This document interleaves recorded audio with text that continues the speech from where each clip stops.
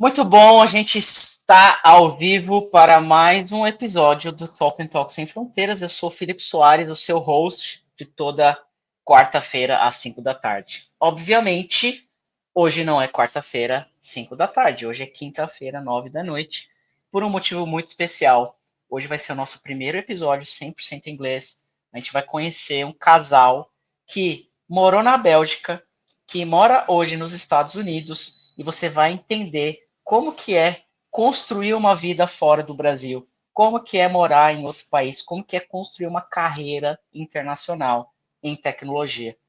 A gente vai falar com a Pam, com o Jared, né? A Pamela é brasileira, Jared ele é americano, e a gente vai trocar uma ideia 100% em inglês. Então, se você tá afim de treinar o seu listening com um nativo, se você tá afim de fazer perguntas em inglês, o seu momento para isso acontecer é hoje. E para você que está acompanhando essa série de lives, você sabe que a Talk and Talk é a plataforma que vai te ajudar a alcançar fluência em inglês em até 12 meses com um treinamento prático e intensivo de conversação. Então, acompanha a gente toda semana, se inscreve para você receber as novidades. A gente tem um canal no WhatsApp para você poder participar e saber tudo o que está acontecendo aqui nesses episódios, nas aulas gratuitas que a gente faz aqui no YouTube toda semana. Sem mais delongas, vou chamar Pam and Jared, and I'm going to start speaking English with both of them. And there you go! Pam and Jared, welcome aboard. Good to have you here. Hello. Hello there. So, welcome to Talk and Talk Without Borders, if I can say that in English. In Portuguese is Sem Fronteiras, all right? We're going to have a conversation this whole hour about your experience living abroad, especially in Belgium, in Europe. We're gonna ask you to share about your experience in the military, in IT, and whatever you want to share, and also Pen. And I want to start asking, who are you guys? What do you do?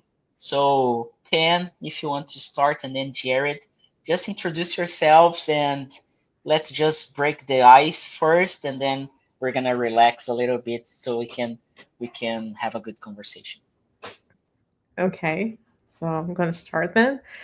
That's a very hard question. It's so hard to define who you are, but I would say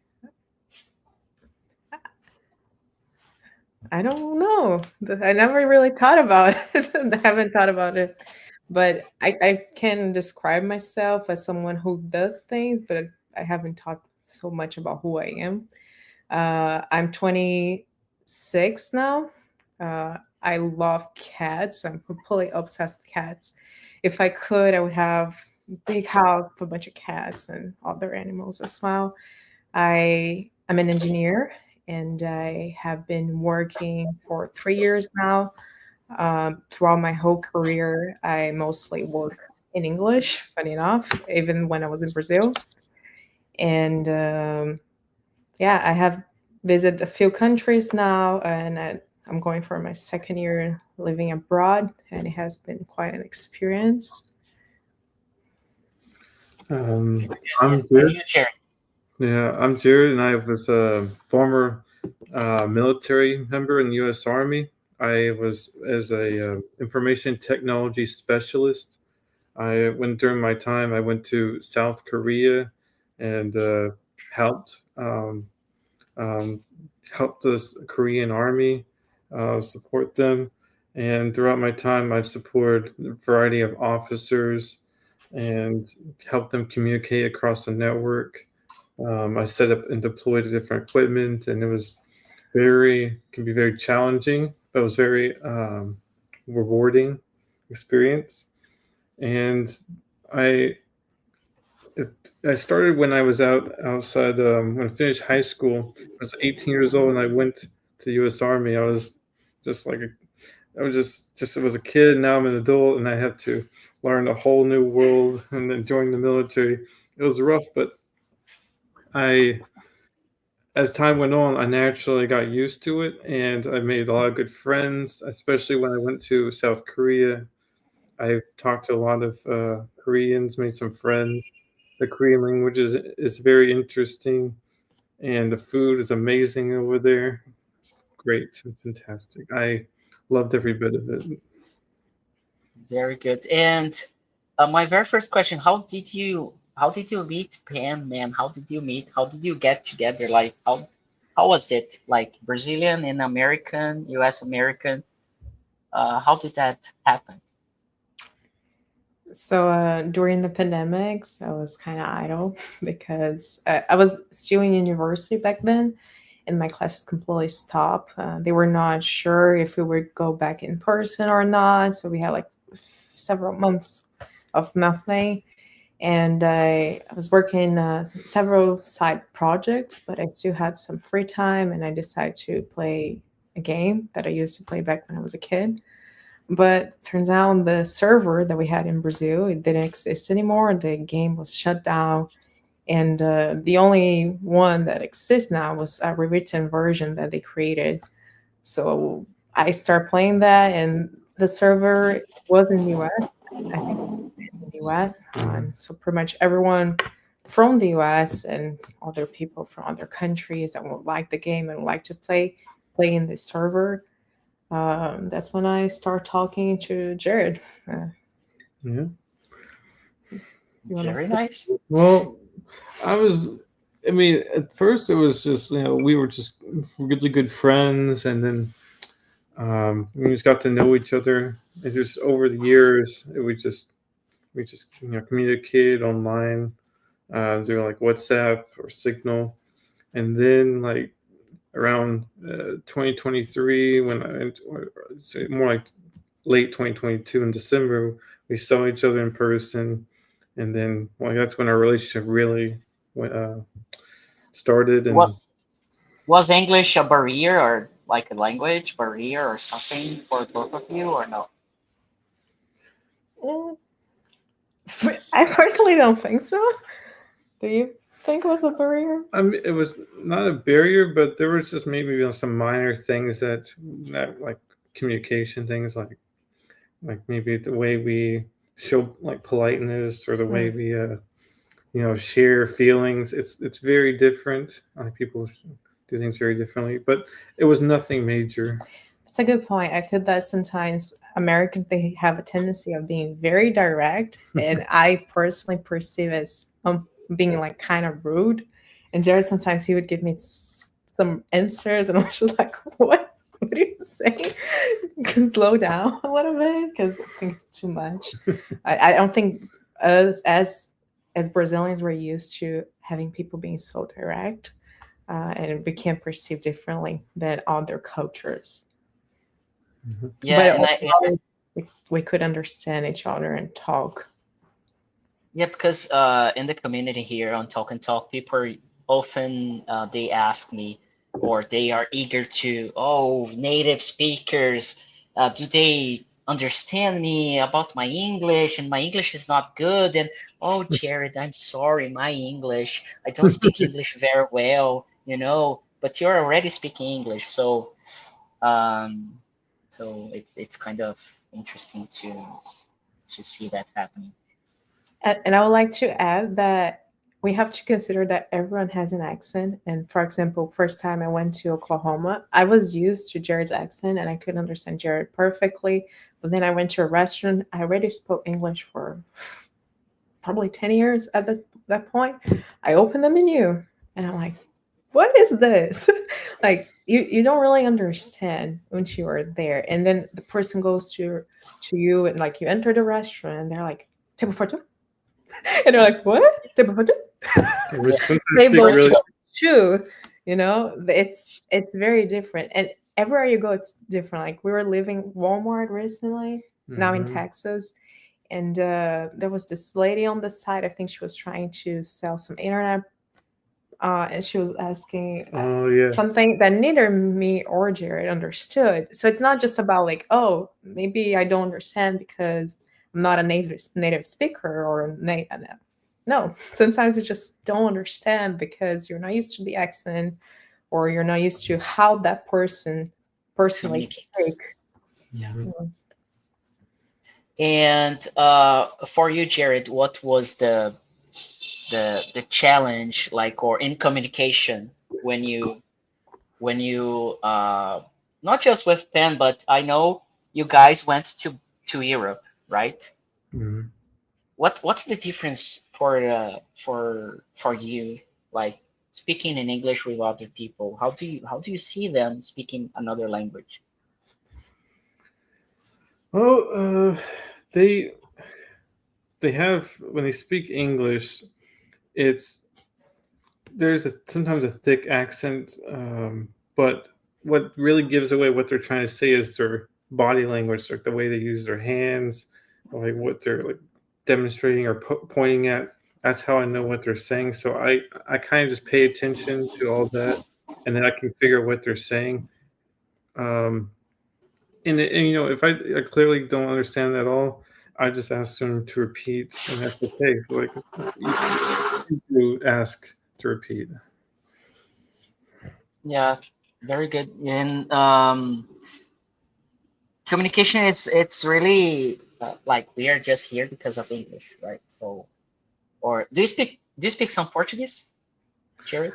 I speak some Portuguese. I mean, I try to learn some Portuguese songs. Very tough, but because she loves all those Brazilian songs, and I Do, can't. do I struggle, but it's still pretty fun. I taught him some keywords like food, Yes. and to avoid him like being trolled by other Brazilians. So yeah, I first troll him, then now he yeah. knows. Then you teach. Yeah. And have you been to Brazil? I have. I've been there. Was there for 2 weeks. Was there during 2023? It was 2023, late 2023. We went to. I went to Brazil, and yeah, it was kind of hard to understand what people were trying to say, and then there's like different parts of Brazil with different accents. So it was like I had to have her translate some things. Oh yeah, we went to Rio, Oh my and God. yeah, Yeah. and then we got like in a tour, and they say, "Oh, we have English speakers," and then we went to the tour, and were only speaking Portuguese and Spanish. So we were in the bus, and the guy would, you see this thing here? It's this in Portuguese, then Spanish, and Jerry like, "What are you saying? What are you saying?" And I'm like, "You want me to translate like every single thing?" So I would just say like store historical beauty. It's impossible. Like it's Yeah. too many things happening at the same time. Just Mm. yeah. Very good. And what happened to go to Europe, to Belgium? Why Belgium? What happened to turn out things going to, like Pen? I know she mentioned she's an engineer. Jared, you're IT guy, and like you came from the military. Why Belgium? What happened to go there? Whose idea was this? And how is it like the market, like to find a job to in another country that's not yours, both of you from Brazil or from US? What's the point in there? So I graduated and I was looking for a full time job because I was an intern for the past 2 years. And I was applying for several positions in Brazil and abroad as well. And the thing is, I didn't want to have a hybrid job in Brazil for several reasons. And the first one is because I lived in São Paulo and I had like a scary situation when I was coming back home one day. It was like an attempt robbery, and just having all that happening, and then I was in I live in a good place when I graduated, but it was tiny, and sometimes it had floatings, and when I went to university, it had floatings, and like just paying a lot of money to live in São Paulo and living in bad conditions. I just I couldn't deal with that anymore. And I was like, I'm not gonna commute to work to like make barely enough no money, live miserably. If I have to go to the office, I prefer going to somewhere where I feel safer. So I was applying for remote positions only here in Brazil, and hybrid and other type of Yeah. job positions anywhere. Actually, I didn't And have. how did you do that? Just by your own, looking Uh, for Google, LinkedIn? I Where did you use find those? LinkedIn. I use some specific job boarding platforms too. So I was just sending resume through that, and there were some places where I could see how many people apply for the position. So my idea was to apply for positions that had barely no people applying for it, because I had the idea that it would be easier to get an interview. And And was it? it was, yeah, actually it was. Because at first, when I was using LinkedIn, I noticed that they were automatically disqualifying me because my LinkedIn was not in Europe. I was applying for positions in Europe at the time. So every time I applied for a position, they would pretty much deny me all Yeah. like in a few minutes. So I was just like, okay, I need to first move my LinkedIn, or I need to use like a Have you changed it, the location to uh, Europe? I don't remember if I did. I might have. I'm not sure now, to be honest. I think I did actually. I think I changed for Portugal back then. Um, and then but I started using more like websites to apply for jobs, and that had barely no one applying for it. And then I got a job. I went through an interview process. It was quite straightforward. It was just 1 hour long, and it was with both my manager, the person who became my manager, and my other coworker. And that was it. Then I had like a month to get my things done, and then I moved to Belgium on my own. Was it easy for you, Jared, to decide to go to Belgium? It was not a hard decision. I mean, where I was at the time is like before, like when she moved to Belgium, I was still in the military, and in the Ah, military, like I have long hours sometimes, and I don't get to choose my vacation days, so I have to have like vacation on like certain times of the year, and I can even get called back from vacation, so it was very unsustainable. But so I was looking forward to finally being with my wife, and we've been long distance for so long. I was like, it was so amazing to finally like go to Belgium, be with her. I didn't even like care what location it was as long as I got yeah, to be there. yeah. It was basically like me when my my girlfriend, she decided to move to Canada for her PhD studies. She invited me to go, and then why not? Like, I cannot handle to be like so far away, and that's the main reason. But Jared, were you in the IT in the military already, or Hmm. not? Yeah. I was in IT from the entire time for like almost 6 years. Um, and I even did some mentoring, like teaching other people. Um, it's it's a lot of networking, like communications, like using the internet, like kind of stuff like that, but like a small scale, and there's a lot of security involved. But it was very Mhm. very important, and very rewarding experience. I can't say too much about it, obviously. Yeah, yeah, no problem, no problem. Yeah, I was thinking right now, I should have asked if there's something you cannot say, but yeah, whenever I ask you something that you cannot reply or you cannot go deep, just let me know. Sorry about that. Okay. But when you go to Belgium, did you work there in IT? Did you find a job in a company? How was it?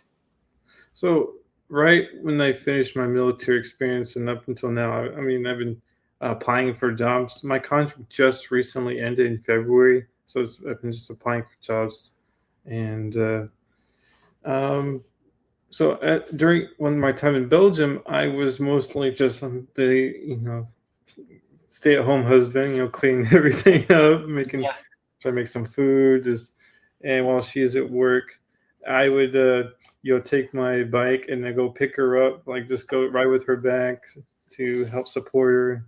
He didn't And apply for jobs in Belgium because we were not sure if we're staying for okay. longer. So he went. I had a contract in Belgium with a limit amount of time, and he went to Belgium, I think 2 months before the end of my contract. Mhm. And at the time, we were not sure if we were staying in Belgium or if we were moving to the US because I was waiting on my visa. So Mhm. we're seeing how things would go. And everything was mostly indicating that we would go back to the US. We were not 100% sure, but it was more likely that we would because of how the visa was progressing. Um, so that was why. So when he was applying for jobs, he was applying for jobs in the US. And if he were to stay in Belgium, he would probably just be like a student while I would be working. And for you, Jared, is it the like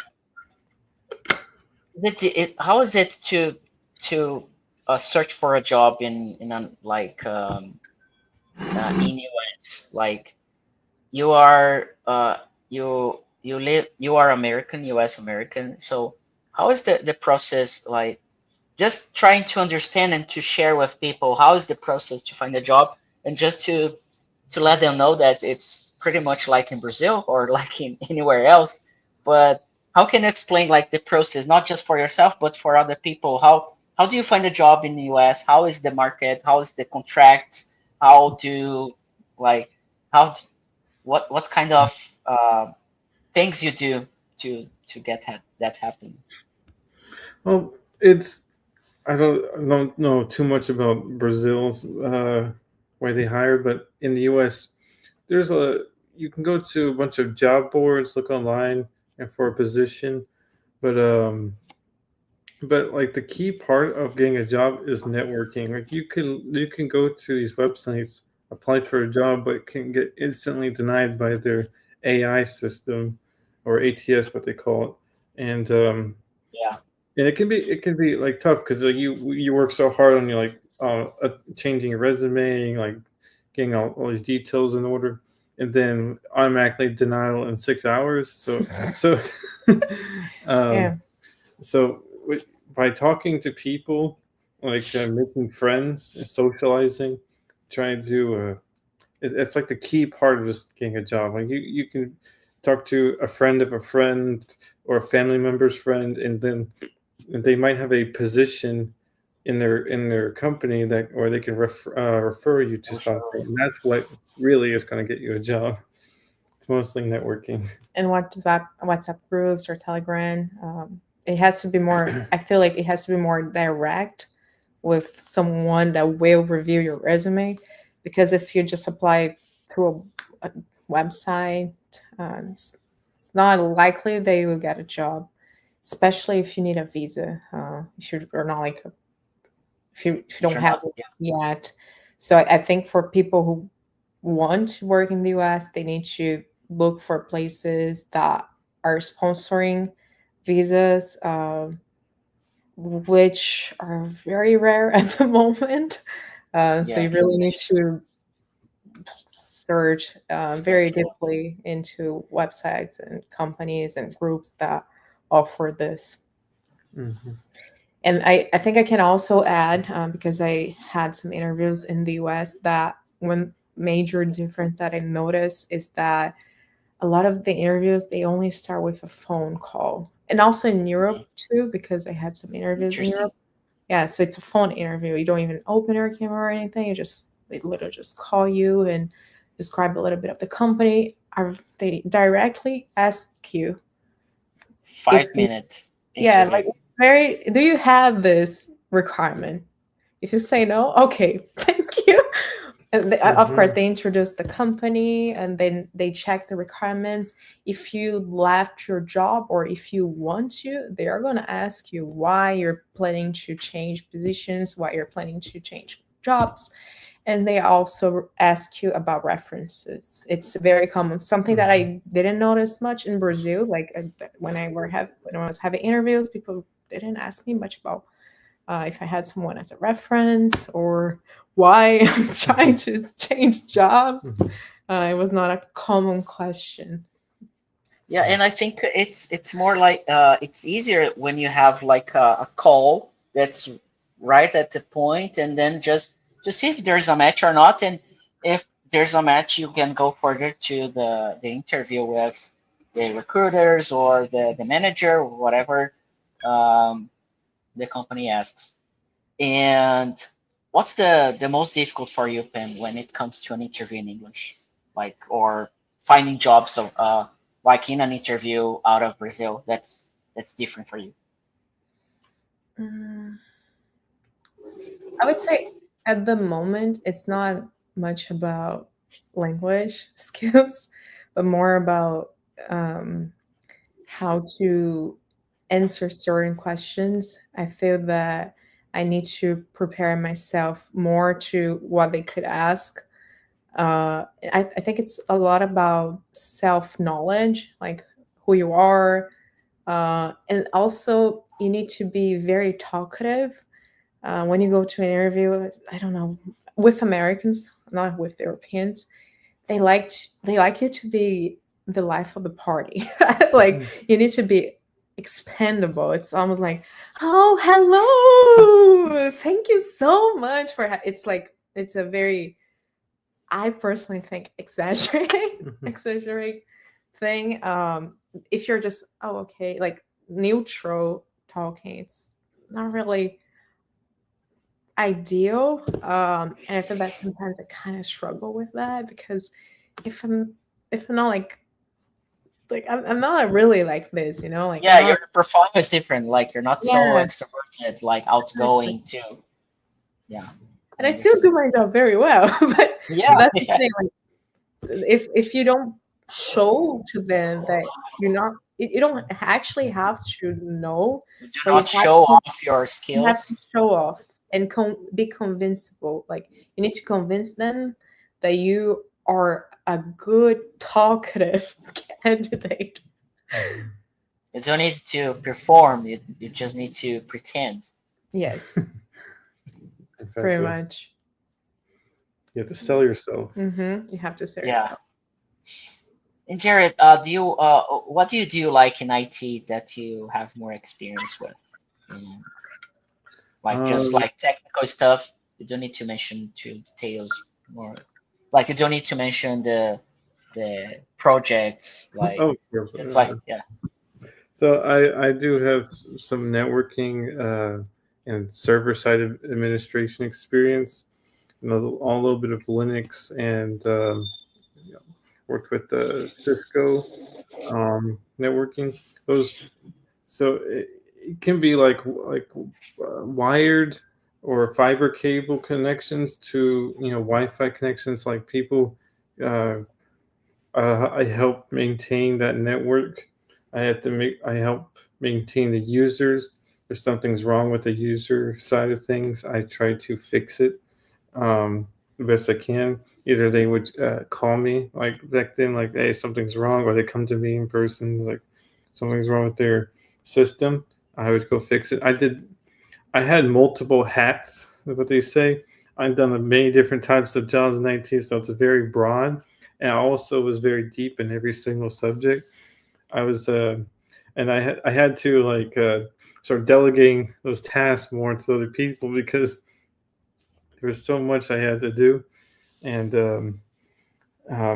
because like IT is very broad. There's like so much involved in IT. Yeah, I know. Yeah. And how did you feel the difference between US and Belgium? Like the way of living for you was a huge difference. What was the major thing that was challenging or easier for you in there? Like, how was the experience that you can share? Like, most people, they want to live in the US or Belgium or Europe, Brazilians especially. But how, as an American, how do you see that? Well, one of the things is like the supermarkets are very small comparison. Like I'm so big used to like Walmarts and Target, and like it's like very big. And then you go to Europe and it's like just like supermarkets are like the size of like of a house or a small building. And it's just hard to get used to. There's also like um, they're like in the U.S. It's very car centric. Like everyone's like there's like 10-lane roads and stuff, but in Europe it's just tight spaces. I mean the roads are good, but they're also sometimes are not like they don't not as maintained as I've noticed in Europe. But people do walk more, and the sidewalks are pretty good. People bike. There's a lot more bike lanes in Europe. In the U.S., there's absolutely no bike lanes. So when I rented a bike, I would just go on the bike lanes, and I was having a good time, not worrying about any cars. Um, the food portions also, the food portions. Oh, Yeah, we Americans do eat a lot. So and then like you go to Europe, you look at the plate, and I told my wife like that's it. This that's it when you're in Europe. All this on the plate. I can get 2 or 3 of these in the U.S. It was there's a lot of shocking moments like that. It's very minor things. Like most of the bigger things, kind of generally the same thing, but the small things are just eye catching. do you guys in US, do you have this ideal of like going abroad to live in another place? Like usually Brazilians, they have like, oh, I want to live in US, I want to live in Canada, I want to live in Europe. You guys have is it common to have this kind of thought or Yeah, we have this thought. But it's like it's usually the same type of countries. Like people want to go to Germany, or they want to go to France or Italy, Spain. Like, like most people don't really talk about like the other countries like Brazil. Some people do talk about Brazil, but not like as much as like the European countries. Um, I think people Sorry, are you talking to leave or to visit? like visit I think he meant leaving. leaving. Yeah. For leaving. yeah, no, both. Yeah, it can be both. Like just want to understand that how is it the mindset we can, I don't know. I have never talked about that with someone, like, because usually Brazilians, they want to live in another place. They don't Yeah. like Brazil at all. No, I mean it's the same thing. Living or visiting, it's kind of the same. When people want to go there, they want to try things, talk to people. Some people do get tired of like the same stuff, like in U.S. Like, yeah, there's 50 states, but like a lot of it's kind of like same. Like go, except for some food differences. But like people want to. I hear people talk about living in Europe all the time, and but like it's most people don't. Some people, but not most people. I think they really stay in the U.S. So they like their small, tight knit communities. They stay with the same people, and they don't. Sometimes they don't want to explore and go out and try things. And I recommend everyone try like visiting, and or if they want to stay longer, live there. It's okay. It's a very good experience. Yeah, and how about remote jobs in US? Are there like Pan? How do you see that? Like being a Brazilian, you know that people willing to work abroad and to work from Brazil in a remote job, full remote job. How do you see like in Belgium, the time you have lived there, or the time you work there, and now in US? I feel that a lot of remote jobs that exist, they are being cut out, especially now with Trump. I know that he asked all the governmental workers to come back in person, and a lot of companies are doing the same, because if the president thinks it's the best approach, the companies that follow that will follow that. From working from Brazil to the US can be a little bit tricky, because if it's remote, they usually ask you to be in the US to work remotely. And I know that, of course, there are exceptions. I think there's something called W-2. So you pretty much use like what we call in Brazil a PJ, like a physical, like Contract. you're a contractor company. Yeah. I How know is that how's it called? How's it called? W-2. W2. Mm-hmm. Oh yeah, it's like a contract. Yeah, The it's way the type of contract. so people who usually work from another country to the US, they have this type of contract. There are a company supporting another company with their job. It's the W-2. I don't think you need a visa for that. That's the exception.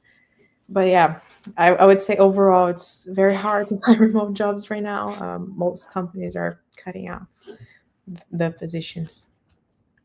Yeah, and as far as I'm concerned, things in US are so far away that you have a lot of traffic and takes some time to go to work. Is that right, Jared? Does Yeah, it happen? Yeah.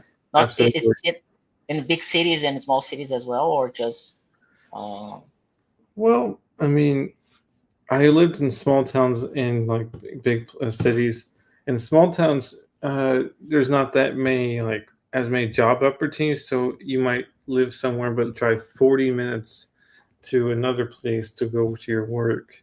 In the big city, you're trying like you're close to the city, but you don't want to have that as high as rent or housing costs. So you go outside the city, and then that can take like an hour or 2 hours depending. And people have long commutes, but that's probably but the traffic it can be a mess in any place, no matter small or big, as especially when it's work during work hours. yeah. We have a question, and I'm really bad on translating. But basically, what are the main challenges you face in terms of changing countries? Like, how do you adapt? How did you adapt in Belgium?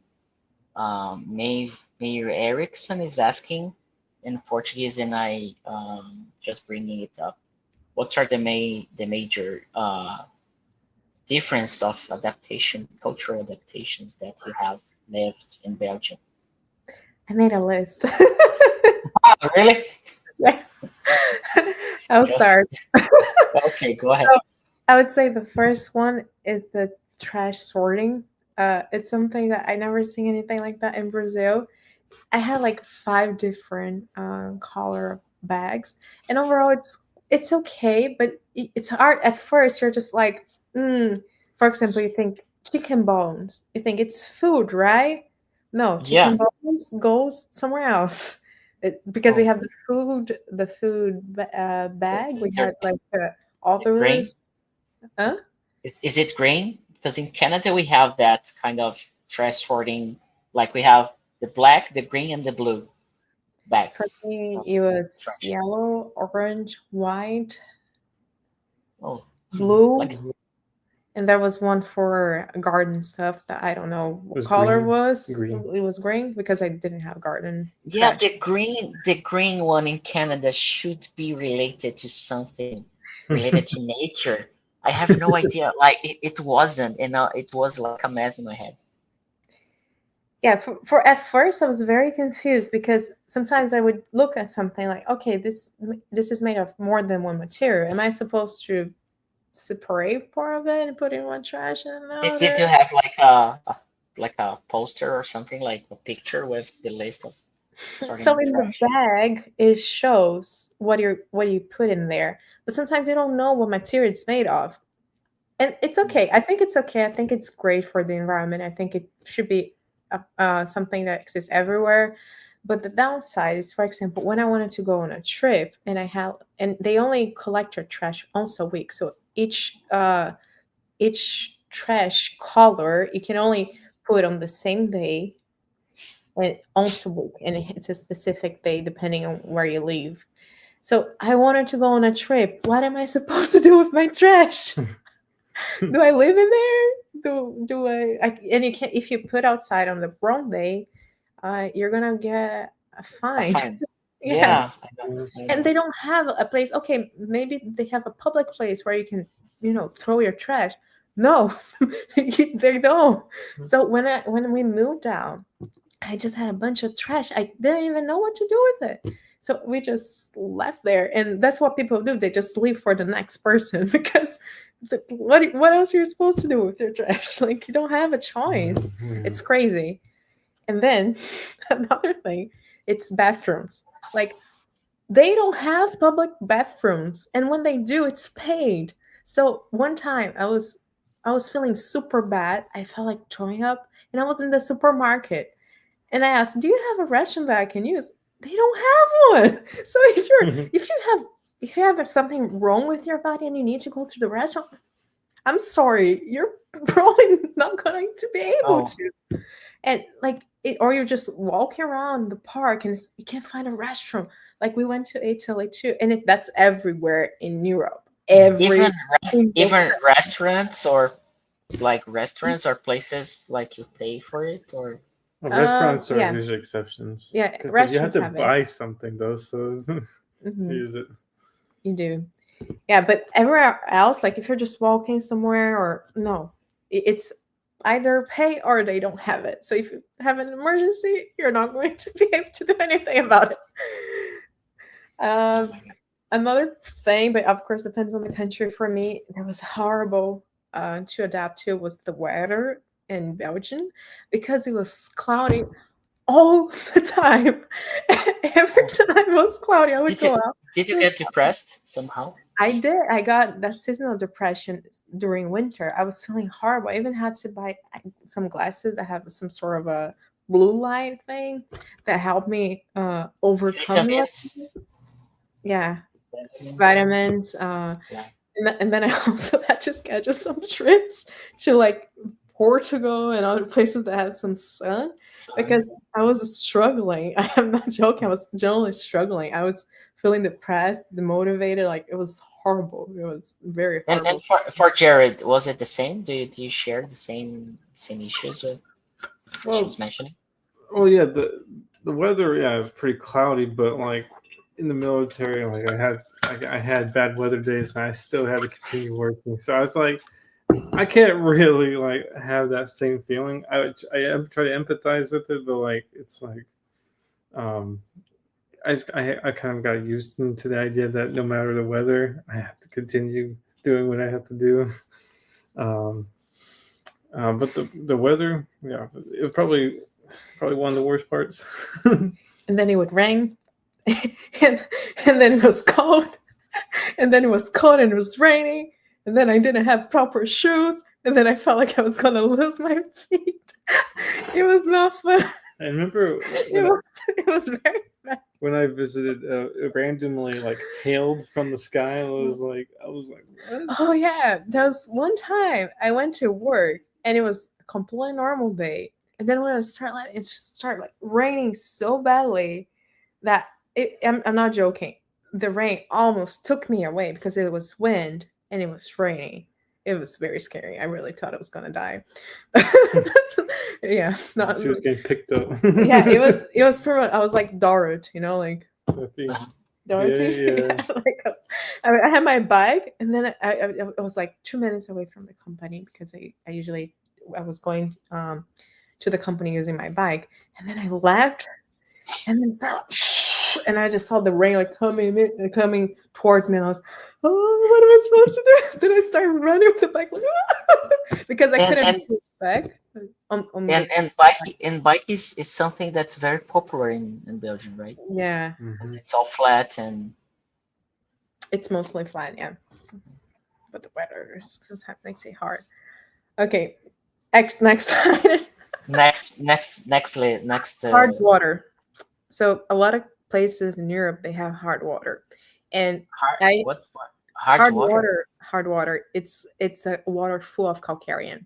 So Oh, your shower is going to be completely white. And if that was not enough, for me personally, I had hair problems, I had skin problems, and I put my own filter in the shower, and it didn't fix. I mean, it helped over time, but it didn't exactly fix the problem. There's one way that you can completely like get away with it, that you can add like a softener to the pipes. But of course, if you rent a place, you're not gonna break the pipes to add a softener. yeah. So you need Yeah. to rent a place that has softener. Make sure it has a softener, or you're gonna literally suffer because the quality of the water, it's horrible. Oh my God. Yeah. Oh, and one more that I feel a lot of people don't talk about this, but it's the fridge size. I don't know what is with Europeans, and it's not just Belgium. I also saw that in Germany, they have tiny fridge. It's almost like a mini fridge that we have in Brazil. Yeah. That's their normal fridge. I Really? don't really. It's not like our normal like Brazilian fridge. Yeah. Is I think it's something culture about the war, or everything in Europe. It's about the war, right? I don't know, but the fridge is so small. It's probably like the size of a like something like this, maybe like usually, of course, there are houses that are not, but It's like her height. yeah, no, but mine was a big one. Yeah, But that was a usually, big people I had like a bigger fridge, and it was not like or a normal size fridge in Brazil, but usually it's very tight. It's the equivalent of a mini fridge. So I guess you just have to go to Don't buy. supermarkets all the Yeah. time to buy Yeah. stuff. Texas. It's a lot of your wage will go for Texas, like a lot. And because of that, a lot of people share places because Oh, you can't afford like is it too literally expensive to live in Belgium? Like even it's more expensive than US? Like the Texas? yes, I would say so because the thing is that rent is super expensive. That's why a lot of people share an accommodation. And even if you make a lot of money, like for example, people say, good wage is like 3 to 4,000 euros. In Belgium, after taxes, you probably will get like 2,800 after taxes. And the minimum wage is probably like around 1,700, 1,800. So if you Oh make my God. if you make a brutal of 2,000, like sorry, 2,200, Yeah. you're gonna get home like 2,000. If you make a brutal Yeah. of 3,500 to 4,000, you're gonna get home 2,800 to 3,000. So it's like it's so high that everyone is kind of poor. Like so So it's very bad. So I would say you need to really think about it. If you're moving, make sure that the wage will cover for you to have a yeah, the comfortable life. basic. Yeah, because otherwise you might just have to. Yeah, I see a lot of people looking for jobs abroad, and oh, I want to find a job abroad, and I don't care about the money. And of course, if you stay in Brazil, you have your house or place, it's okay. But if you're moving to another place, you're gonna earn in that currency, but you're gonna spend as well in that currency, right? So Yeah, I don't think people consider that, but I really feel that most people they live like kind of poor in Europe. I mean, if you live in a big city, if you live close to the countryside, then it's better, of course. But most people, but when they're moving, they move to a big city. it's better than São Paulo, right? Even so. Well, in São Paulo, I never had to share a place, Yeah, that you have a even point. though it's tiny. I never had to share. I would say it's better in the sense that I guess better depends on what you consider important for you. For me, it was better in the sense that I had more security. So that was okay. What And for Jared, have you had this sense of security, like it was safer than US in Belgium for yourself? How's the feeling? I think it's in Belgium. It's about the same. I felt secure. In Brazil, not quite the same. No, no. Um, In Rio, not really. but I mean, I felt pretty good outside. Like I didn't feel like there was any issues. Not much to say about that. Yeah, I felt pretty safe. Didn't feel like someone was gonna steal my phone. Yeah. Something I think if it wasn't about the safe concerns in Brazil, especially in big cities like São Paulo, Rio, I think living in Brazil would be pretty much like 50% better. Like, yeah, because like it's hard to leave your home country, right? You go to another place, you're gonna be an immigrant. It's not quite the same, and to settle in, it's difficult to start your networking, to find jobs, and it takes time. So when I was in Canada, I felt like you need to start over your life from scratch. Like you have no one, you just like you have your body, your mind, your communication, the language, and just that's it, pretty much. Yeah. So anything else in your list? Like I know you have more things. I'm curious about it. Another thing, it's regarding the rent length.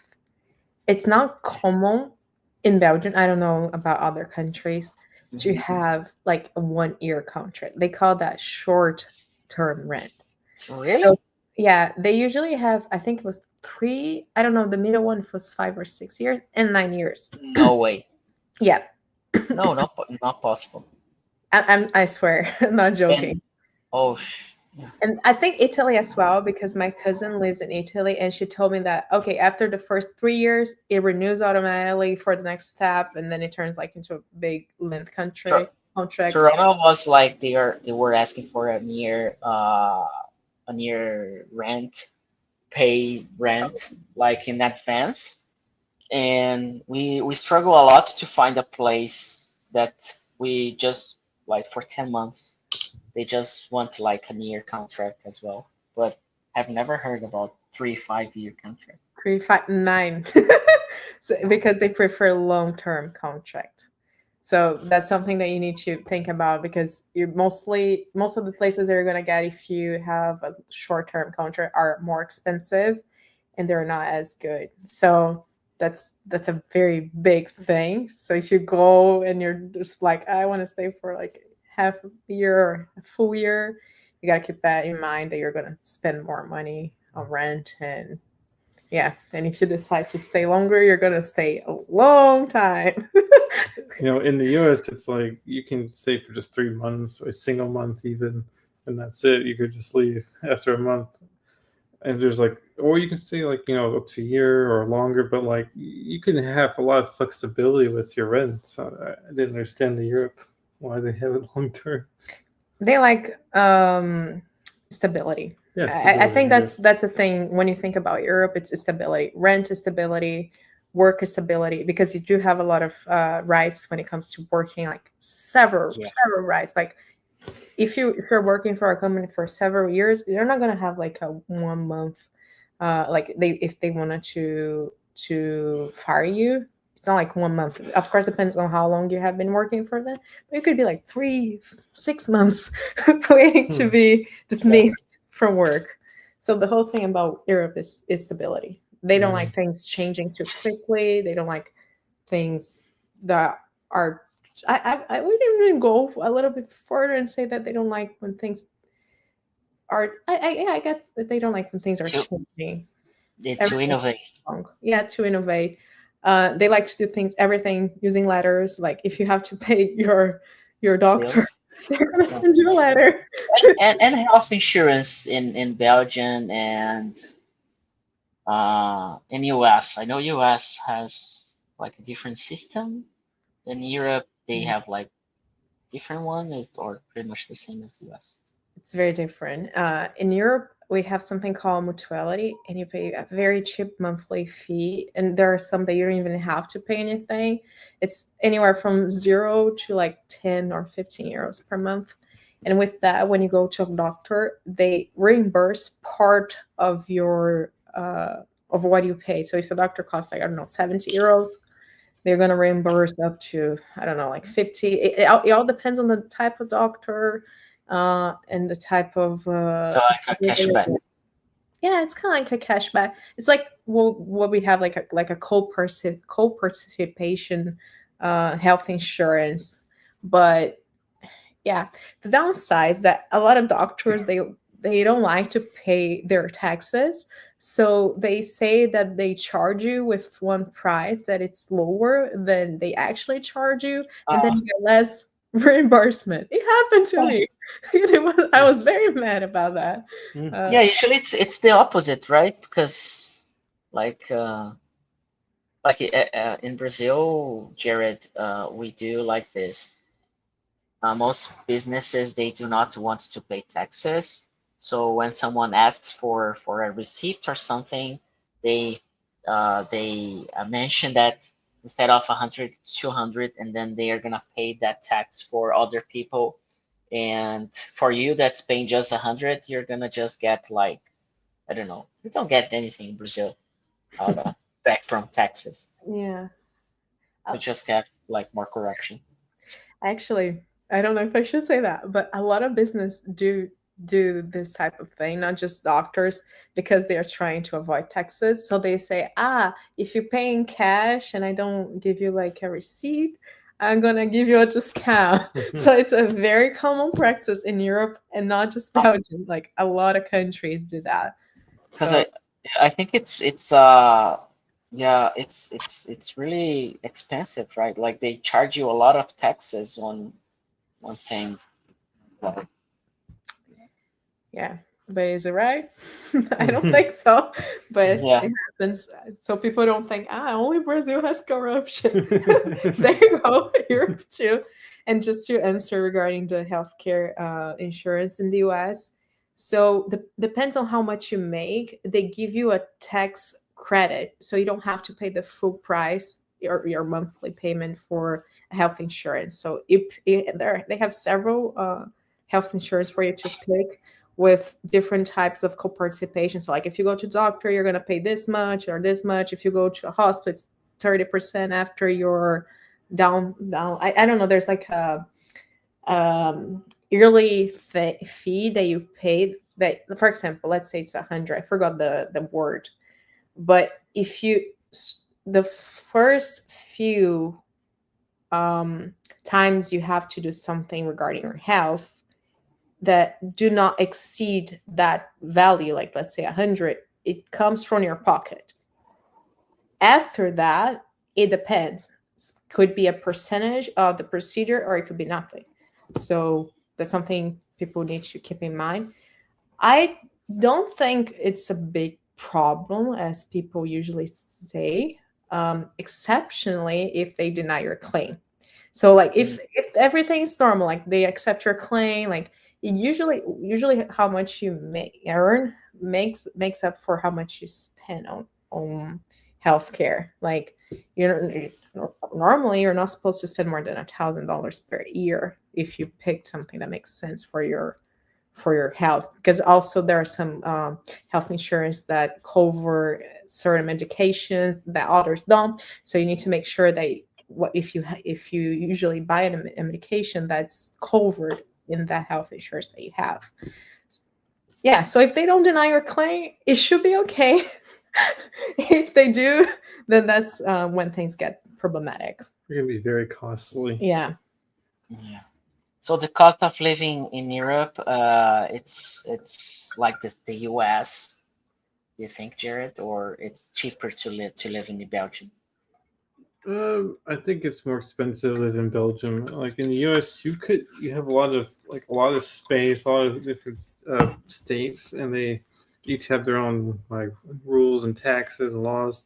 You can get rent for a place for only $700, which could be like almost like what would that be in euros? It'd be If would get a room in Belgium. but you can get like a huge space for just $700 in US. And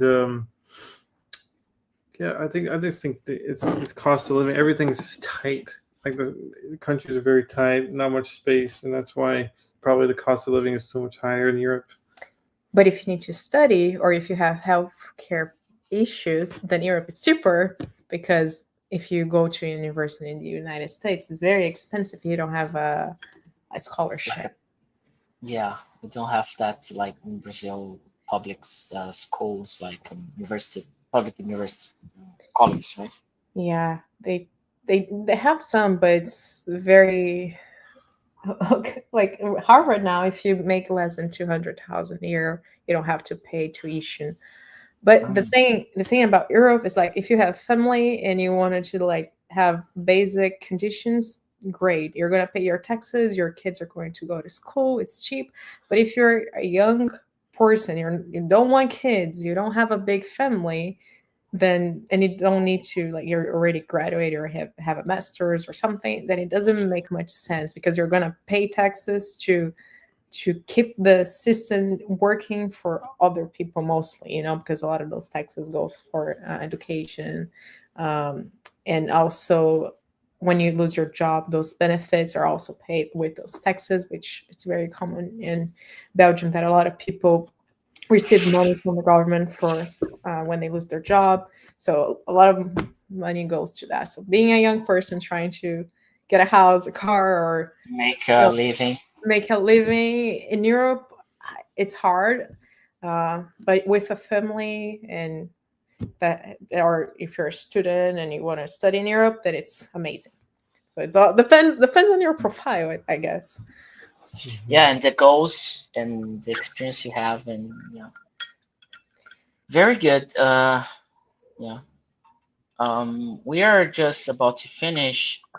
Jared, wanna share something unique about IT market in US, or the things you see or have seen in Belgium as well, or how can which advice would you give to someone that intends to work in IT in US, or yeah, especially in US? Well, in the U.S., IT and technology like this, it's rapidly like progressing. You have to keep up to date with all the news, and it can be overwhelming when like there's so much happening. Um, and now like there's AI added to this. Like you have to keep track of which AI is the best to use. There's AI being used for programming now. Then so in Europe, I don't think they're as like on the same level just yet. So it's like they're kind of behind on some things. Some things are slower in pace, and because it takes a while for like the EU to come to agreement on what should be implemented. But in the US, it's just go go go. You have to add it as soon as possible. So you have to keep updated on the new standards, and you have to get certifications that proves that you have that knowledge on how to use those systems. Um, like a degree is very important. Like pretty much all IT jobs in the U.S. require a degree, especially a bachelor's.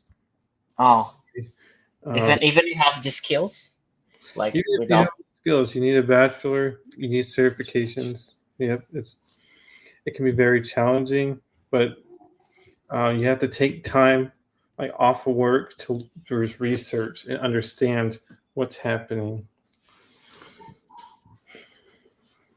And yeah, I get it. And Pam, what's what what's a which advice would you share just before we finish here for people that are willing to move to another place, um, suggestions, advices, or anything? I think that if you can't go with a job, it's better than just having to go without a job, because if you don't have a job, you're gonna have to save a lot of money. And I do think that another thing, don't rent a place that you haven't seen in person, because there are a lot of scams. Not just like the place doesn't exist, but it could be that you don't know the street, and you might end up on a street like close to the loose station type of thing, because they do have that type of thing in Europe as well. Maybe not as bad as the one in Sao Paulo. Yeah. So yeah, make sure that you made your research about cost of living. Don't rent a place for a long period of time if you don't know where you're 10 headed. years. Huh? 10-year contract. 10-year contract. Yeah, make sure you can't read the contract, because if you go to another country, it's going to be in the local language. So I would say have a good understanding of the language as well, because if you don't, you're not going to be able to read a contract. It's going to be more likely that you fall into a scam, and it's going to be hard to do any bureaucracy. Yeah. Bureaucracy. Yeah. Very good, very good. So we are about to finish here.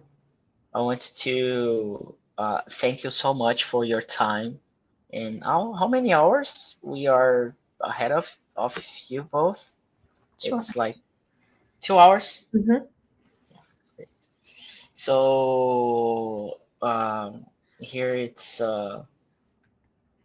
10, and I'm pretty much like exhausted now. I have been working all day, so it's crazy. I'm sorry about my face, because usually I started really energetic, and I had a class before in French, and then it was crazy. But Jared, you're more than welcome to the community. We're gonna talk later about the French immersions, and like people are gonna enjoy a lot having you, Pam, as well. So we're gonna talk about that later, and I hope we can have other conversations in immersions in English or in French. I'm gonna try my best to learn a little bit of French and to really start studying for real. And just want to thank you for accepting this crazy invitation, just like out of nowhere, and to make it happen. Thank you for the call, Philip. Thank you for your It's time. a pleasure to talk to you, and I hope we can share more in the future. We will. Just wait a little bit, and then we talk in a minute. Okay. Okay. It's been a pleasure. See ya. Bye. See ya. Bye bye. Bom, terminamos mais um episódio aqui. Esse é o episódio número 9. A gente conversou com o Pam e o Jared. Eles vão participar aí da comunidade, principalmente o Jared, ele vai estar aí com a gente estudando francês. A Pam já é aluna da plataforma, já foi aluna de inglês lá atrás. E a gente fez um horário especial diferente por conta do fuso horário, por conta da demanda deles da agenda. Mas semana que vem a gente vai dar um break, a gente não vai ter episódio na semana que vem, e a gente volta daqui a 2 semanas, no mesmo horário, quarta-feira, às 17 horas. Então, trazendo aí mais pessoas para compartilhar um pouco da carreira internacional, como que é trabalhar no exterior, ter, enfim, ganhar em dólar e outras coisas mais. Então, muito obrigado você que ficou até o final. Geralmente as pessoas pedem, né, isso é um clássico. Todo mundo quer falar com um nativo, quer ouvir inglês e tal, quer ver como é. E aí são os episódios que menos tem audiência, e é muito interessante ver isso, porque todo mundo pede, todo mundo quer, mas na hora do vamos ver, ninguém vai para cima. Então, se você usa só um pouquinho aí de vontade e participa, você já está na frente de milhões de pessoas, e você é uma pessoa diferenciada. Então, obrigado pelo seu tempo de estar aqui comigo até o final. Nos vemos muito em breve para o nosso 10º episódio, que vai acontecer daqui a 2 semanas, na quarta-feira, às 17 horas, horário de Brasília. Muito obrigado e até mais. Tchau, tchau.